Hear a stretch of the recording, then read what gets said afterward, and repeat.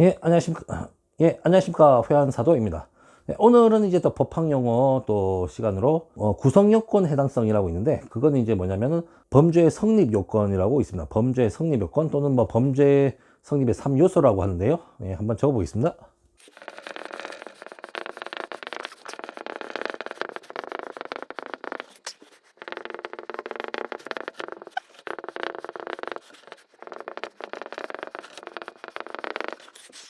자, 보시면 범죄의 성립 요건, 그러니까 범죄 성립의 3요소죠. 3요소. 세 가지 요소. 그러니까 세 가지 요소는 구성 요건 해당성, 구성 요건 해당성 5가지가 있고요. 위법성 조각, 위법성 조각도 5가지 있고요. 책임성 이렇게 요 세 가지 요소가 다 이제 결합됐을 때 범죄라고 성립이 된다는 거죠. 범죄라고 성립이 된다는 겁니다. 예.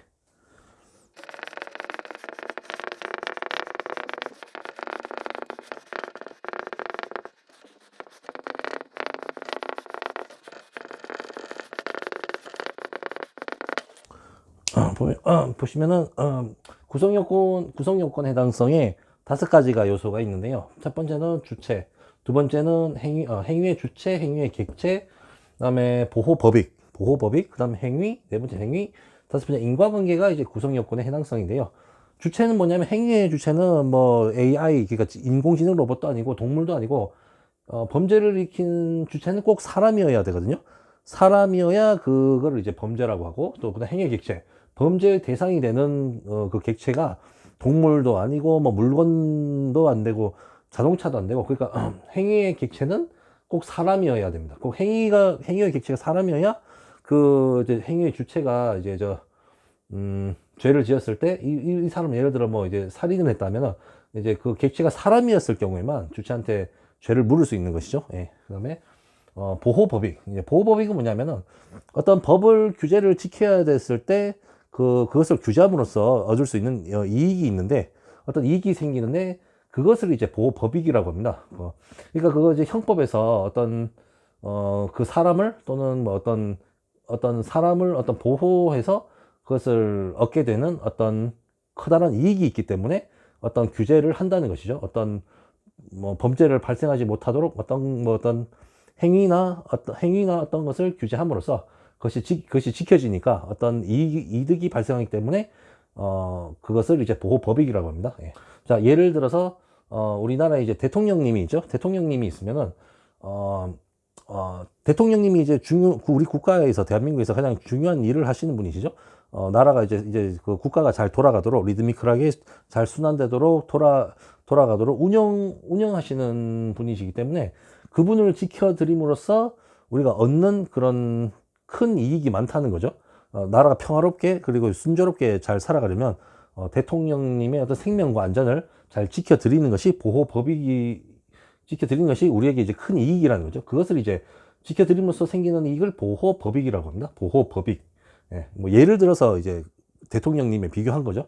뭐 다른 또 분야나 다른 곳에서도 또 뭔가 규제를 하고 뭔가 법으로서 그것을 보호하거나 지켜내면 또 거기에 따른 또 큰 이익이 발생되기 때문에 어떤 뭐랄까 사회가 좀 이제 질서나 법이 이렇게 좀 이렇게 유지되면서 사회가 순조롭게 평화롭게 잘 돌아가도록 함으로써 그러한 여러 가지 이익이 발생하기 때문에 그것을 법으로서 지켜주면서 얻는 이익을 보호법익이라고 합니다. 예, 보호법익. 예.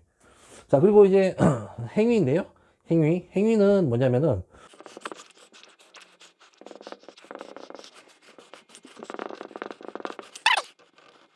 자, 보시면 A라는 사람이 B라는 사람한테 권총을 가지고 발사를 했습니다. 그럼 이제 B라는 사람이 죽겠죠. 자, 이게 총으로 이제 사망에 이르면은 살인죄죠. 살인죄고. 근데 만약에 권총을 발사했는데 뭐 이게 중요한 부위, 뭐 뇌와 심장, 뭐 여러 가지 장기를 피해서 이렇게 다쳤으면 그냥 죽진 않고 사망하지 않고 다쳤으니까 그건 이제 상해죄죠. 상해죄.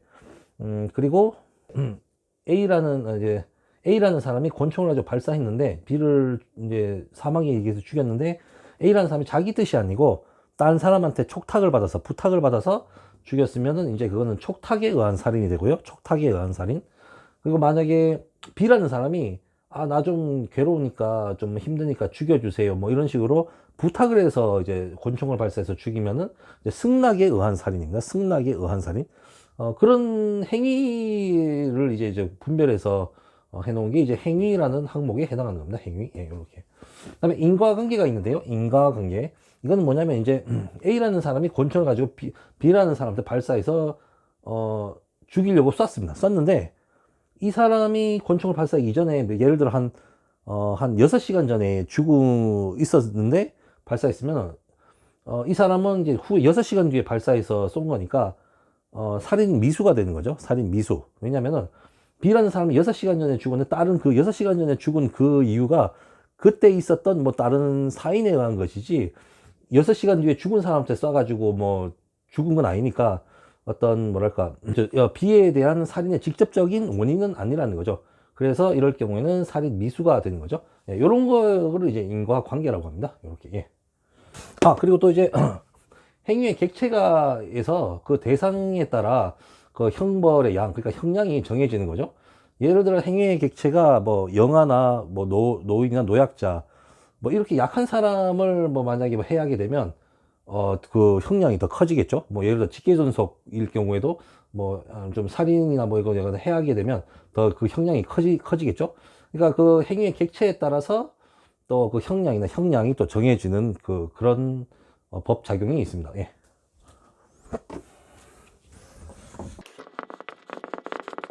자, 이제 그 구성요건 해당성이 첫 번째 요소면 이제 두 번째 요소는 위법성인데요. 위법성에도 또 5가지 요소가 있습니다.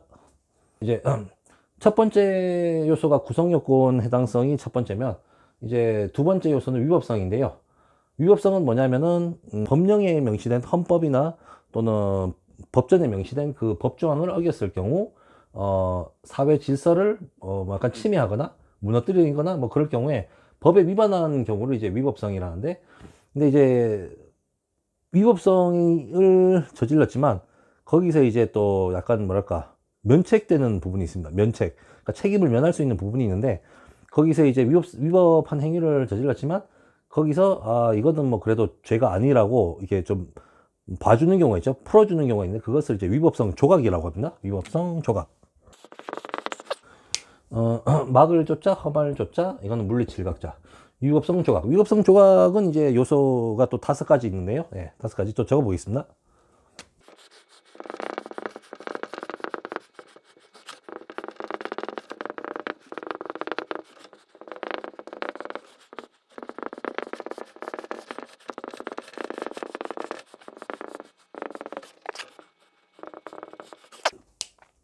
위법성 조각에 이제 5가지 요소가 있는데요. 보시면은 첫 번째가 정당방위, 긴급피난, 정당성 또는 정당행위, 그 다음에 자구행위, 그 다음에 피해자의 승낙. 이 5가지 요소가 위법성이 조각되는 사유 5가지입니다.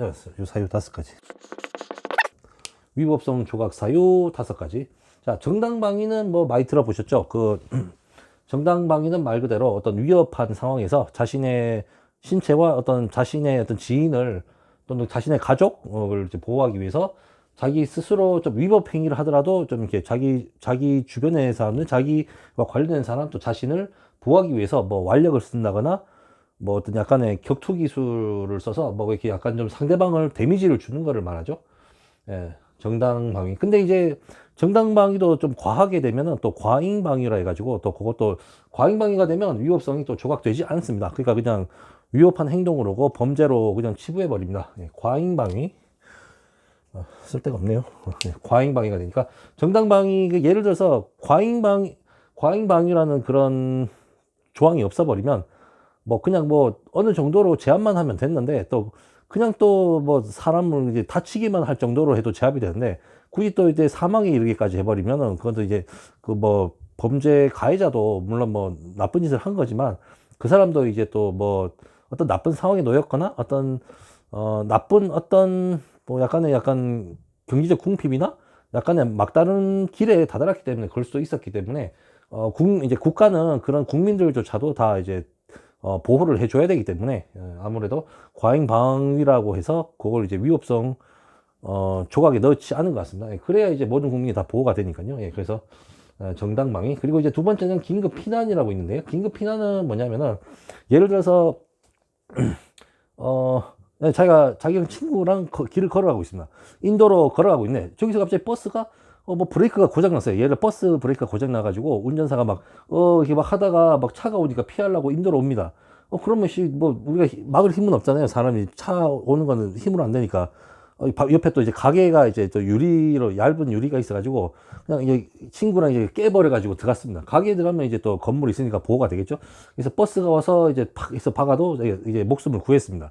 그런데 이제 이 행위를 보면은 이제 결국에는 또 옆에 가게 멀쩡한 가게를 유리 창문을 부셨기 때문에 재산적 손실을 줬죠. 그러니까 재산적으로 또 위법 행위를 한 겁니다. 그래서 이것도 위법 행위지만 뭐 가만히 있는데 그런 게 아니라 버스가 돌진해 오니까 친구랑 나랑 살기 위해서 이렇게 피한 거기 때문에 그런 경우가 이제 긴급 피난이 되는 거죠. 근데 이제 이게 정당방위라고 또 할 수도 있고 긴급 피난이라고도 할 수 있는데, 왜냐하면 이것도 자기를 보호한 건데, 근데 정당방위는 이제 뭐냐면 상대가 이제 위법한 행위를 했을 때 자기가 이제 또 대응하는 게 정당방위고, 긴급 피난은 상대방이 위법한 행위가 아니고 그냥 약간의 뭐 사고나 약간 실수로 그랬을 경우 자기가 이제 또 방어하는 게 긴급 피난인데, 버스 브레이크가 고장난 게 위법한 행위는 아니기 때문에 그거는 이제 그때 그것 때문에 이제 긴급 피난이라고 하는 겁니다. 예, 그다음에 정당성, 정당 행위라고도 하고 정당성이라고 하는데, 뭐냐면은 예를 들어서 뭐 사형 집행관의 사형 집행, 또는 전쟁 시 어떤 예를 들어 우리나라 군인이 적군에 대해서 적을 싸움에서 적군을 사살하거나 적군을 죽이는 행위, 이런 거는 이제 뭐냐면은 법령에 의하거나 또는 자신의 정당한 업무에 의해서 그런 벌어지는 일이기 때문에 그런 거는 이제 위법하다고 보지 않죠. 그래서 그런 거는 이제 위법성 조각 사유가 되는 거죠. 예. 뭐 예를 들어 또 공무원들의 직무 집행 행위, 이런 것도 다 정당 행위가 되기 때문에 뭐 거기서 발생하는 약간의 뭐 격투나 이런 거는 뭐 위법성으로 보지 않습니다. 다 위법성 조각 사유가 되기 때문에 면책 사유가 되는 거죠. 예, 그다음에 네 번째는 자구 행위인데, 자구 행위는 뭐냐면은 스스로를 이제 지키기 위한 행위인데, 이게 예를 들어서 뭐냐면은 이게 제가 A입니다. A인데 B라는 사람이 돈을 한 뭐 천만 원 빌려가지고 뭐 한 1년 동안 돈을 안 갚아요. 근데 그 사람을 우연히 공항에 봤어요. 공항에 갔는데 그 사람이 막 비행기 타고 도망가려는 게 눈치인 것 같아요. 뭐 짐도 다 싸들고 막 이렇게 가서 하면은 이게 원래는 우리 이런 분쟁이 발생하면 다 법적인 절차를 통해서 해야 그게 맞는데, 완력을 쓰면 안 되죠. 우리는 뭐 분쟁이 생겼을 때 힘으로 막 싸우고 이러면은 안 되죠. 왜냐하면 힘으로 제압하고 그런 걸 해결해 버리면 세상에 또 힘센 사람이 막 자기 힘세다고 왔다리 갔다 제멋대로 해버리는 그런 잘못된 현상이 일어나기 때문에, 뭐든지 이제 법 절차, 그러니까 사법 절차나 민법 절차를 통해서 다 거기에 법 절차를 통해서 이제 해결을 해야 되는데, 이게 막 근데 그걸 뭐 경찰 부르고 재판 받고 시간이 없죠. 막 바로 뭐 외국 갈 것 같은데 조금만 한 3, 4분만 놔두면 그냥 이제 외국 가버리면 못 잡을 것 같은 느낌이 들어서, 그때 이제 예를 들어 달려가서 이제 뭐 이렇게 붙잡았어요. 뭐 이렇게 하는 순간 뭐 약간 격투도 있었겠죠. 막 도망가고 막 밀치고 하다 보면, 그럴 때 이제 그 빚을 진 그 B라는 사람이 뭐 조금 다쳤겠죠. 뼈도 약간 좀 우리하고 뭐 상체도 까지고 이러면, 근데 그렇게 이제 제가 이제 A라는 저희 입장에서는 상해를 입혔지만 그거는 이제 위법성이라고 보지 않죠. 왜냐하면 스스로의 어떤 돈을 떼먹힐 위험에 처해 있고, 놓치면 이제 돈을 못 받을 수 있기 때문에 그때 이제 뭐 시간적 여유가 없기 때문에 급하니까, 그런 때 이제 쫓아가서 잡은 거는 이제 또 자구 행위라 해가지고 이제 위법하다고 보지 않는 거죠. 그러니까 면책이 되는 겁니다. 그때는. 예. 그리고 이제 다섯 번째, 피해자의 승낙인데요. 피해자의 승낙. 예를 들어서 이거 뭐냐면은 제가 만약에 기자입니다. 제가 기자고 A인데 B라는 사람이 희대의 사기꾼 희대의 사기꾼 B씨라는 사람이 있으면은, 제가 이제 그 사람한테 이제 뭐 사기꾼이라서 막 안 좋은 평을 막 썼습니다. 그래서 이제 신문에 올리죠. 그러면 근데 이제 예를 들면 이게 명예훼손죄로 걸릴 수 있죠. 이 사람에 대해서 막 험담을 했으니까. 근데 이 B라는 희대의 사기꾼 B씨가 그거를 이제 제가 일 이전에 이거를 좀 이제 기사화해도 되겠냐 물어보고, 뭐 희대의 사기꾼 B씨가 그래도 뭐 올려도 되게 괜찮다고 뭐 이렇게 얘기를 하고 승낙을 받고, 그 다음에 이제 뭐 이제 약간의 좀 안 좋은 얘기를 기사로 올렸다 하더라도 그때는 이제 피해자에 대한 승낙을 받았기 때문에 그건 이제 명예훼손죄가 성립되지 않는 거죠. 예. 그래서 그거는 이제 위법하다고 볼 수 없고 위법성 조각 사유가 되는 거니까 면책이 됩니다. 예. 이렇게 해서 예. 네, 이렇게 되고, 자 자, 이제 구성 요건의 해당성 첫 번째, 두 번째가 위법성, 그다음 세 번째가 책임성인데요. 범죄 성립 3요소 중에 책임성이 있는데, 책임성은 뭐냐면은 그 범죄에 대해서 이제 책임을 질 수 있는, 그러니까 사회적으로 비난을 받아 마땅한 뭐 그런 위치에 있거나 아니면 뭐 그런 정도의 능력이 되는 사람이 이제 책임을 지는 거죠. 예, 근데 이제 또 책임도 뭐 웬만한 보통 일반인은 다 책임성이 있습니다. 예, 모든 일반인은 다 옳고 그른 걸 판단할 수 있고, 이게 하면은 잘못된 행동이다, 올바른 행동이다, 다 판단할 수 있기 때문에 우리 모든 정상인이고 일반인들은 이제 책임성을 가집니다. 그러나 이제 책임성이 또 조각되는 경우도 있거든요. 이거 보면은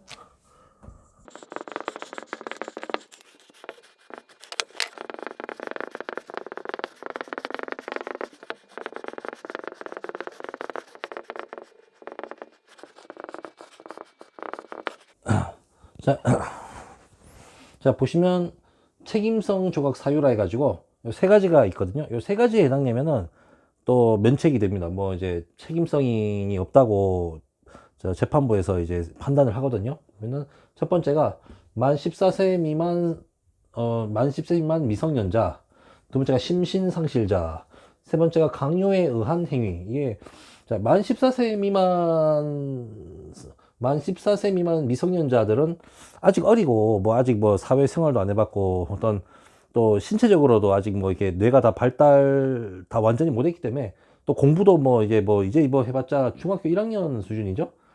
14세니까 뭐 이제 중학교 1학년 나이인데 뭐 중학교 1학년 나이가 뭐 이제 초등학교 졸업했는데 그 뭐 그분들이 뭐 막 뭐 이래저래 옳고 그르고 막 이런 거 복잡하게 판단을 못 하니까 그런 분들한테는 책임성이 없다고 보는 거죠. 예, 만 14세 미만 미성년자들은 책임이 없다고 보고, 또 심신상실자가 있는데 이게 뭐냐면은 약간 정신장애가 좀 정신장애 정도가 심해가지고 뭔가 이제 판단을 잘 할 수 없는 그런 이제 정신을 가지신 분인데, 이럴 때는 이제 뭐 옳고 그른 거 판단도 할 수 없고 뭐가 뭐 합리적으로 뭐 결정도 못 하기 때문에 이런 분께서 뭐 위법 행위나 이런 거는 또 책임성이 없다고 봐서 책임을 뭐 할 수 있는 능력이 안 되니까 그냥 책임성 조각 사유, 그러니까 책임이 없다고 판단해서 그렇게 이제 면책을 주는 겁니다. 이렇게 하고, 또 강요에 의한 행위, 또 누가 막 억지로 시켜서 안 하면 뭐 죽여버리겠다 이래가지고 막 무서워서 막 억지로 해가지고 뭐 이렇게 위법을 한 행위라든가 누가 막 시켜서 안 하면은 어떤 불이익을 주겠다 해서 이래버려서 억지로 한 행위는 또 책임성이 없다고 보는 겁니다. 예. 그래서 이게 범죄 성립하면서 구성 요건, 해당성, 위법성, 그리고 책임성, 요 세 가지를 다 합하면서 다 그게 세 가지 요소 다 갖춰지면 이제 범죄가 성립됐다고 보는 거죠. 예. 예. 자, 오늘은 이제 여기까지 이제 얘기 드렸고, 또 이제 더 즐겁고 더 유익한 내용, 그리고 더 여러분들에게 도움이 되는 내용으로 또 여러분과 다시 한번 나중에 또 즐겁게 만나도록 하겠습니다. 감사합니다.